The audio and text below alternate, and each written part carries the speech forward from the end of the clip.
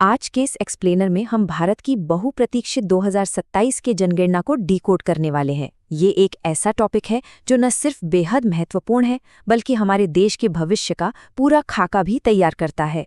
हम इस थोड़े से कॉम्प्लेक्स टॉपिक के हर एक पहलू को बहुत ही आसान और इंटरैक्टिव तरीके से समझेंगे ताकि इसके पीछे का पूरा सिस्टम हमें एकदम क्लियर हो जाए।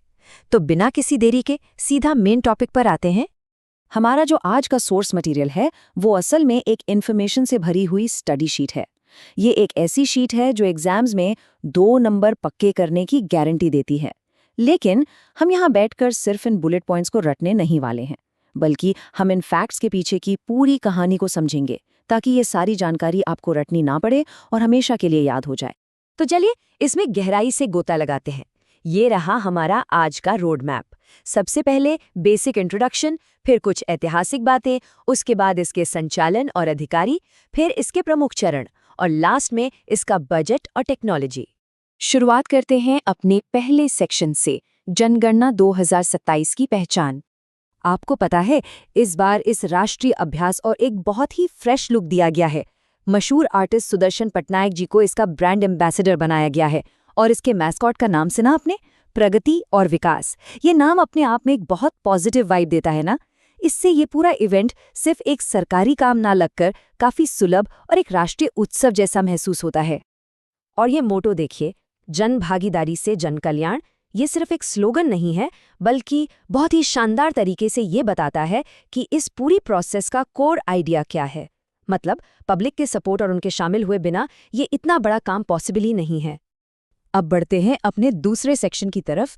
इस बार की जनगणना में ऐसा क्या है जो ऐतिहासिक है और सबसे अलग है?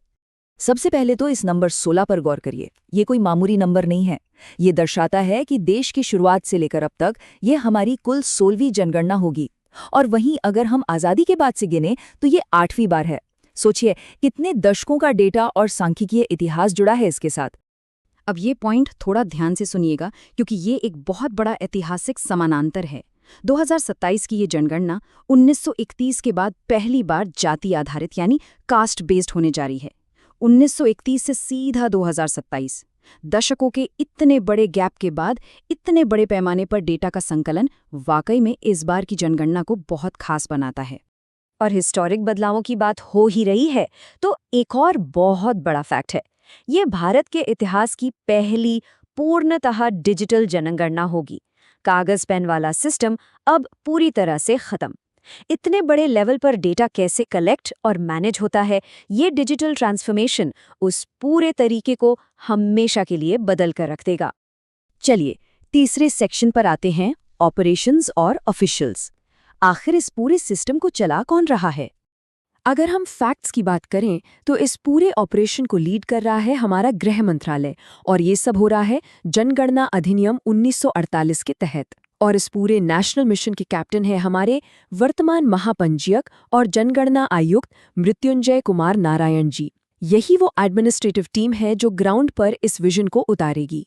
सेक्शन 4, प्रमुख चरण। ये सारा काम कब और कैसे होगा? इस टाइमलाइन को समझना बहुत क्रूशियल है। पहला फेज अप्रैल से सितंबर 2026 तक चलेगा, जिसमें घर गिनने का काम यानी हाउस लिस्टिंग होगी। फिर दूसरा फेज शुरू होगा 1 फरवरी 2027 से। और सबसे ज़रूरी डेट जो एग्जाम्स के लिए भी याद रखनी है वो है 1 मार्च 2027, जो कि इस जनगणना की ऑफिशियल रेफरेंस डेट है। इन अलग अलग फेजेस को दिमाग में एकदम क्लियर रखिएगा। अब आते हैं अपने आखिरी और शायद सबसे दिलचस्प सेक्शन पर, बजट और टेक्नोलॉजी। तो इस पूरे ऑपरेशन के स्केल का अंदाजा आपको इस अमाउंट से लग जाएगा, 11,718 करोड़ रुपए से भी ज्यादा। ये सिर्फ एक नंबर नहीं है बल्कि ये बताता है कि 1 अरब से ज्यादा लोगों का सटीक डिजिटल डेटाबेस तैयार करने में कितना बड़ा फाइनेंशियल और इंफ्रास्ट्रक्चरल इन्वेस्टमेंट लगता है। और इस बार सबसे बड़ा गेम चेंजर क्या है? सेल्फ एन्यूमरेशन यानी स्वगणना। इसके लिए एक डेडिकेटेड पोर्टल बनाया गया है, se.census.gov.in। मतलब अब नागरिक खुद अपना डेटा डिजिटली रजिस्टर कर पाएंगे।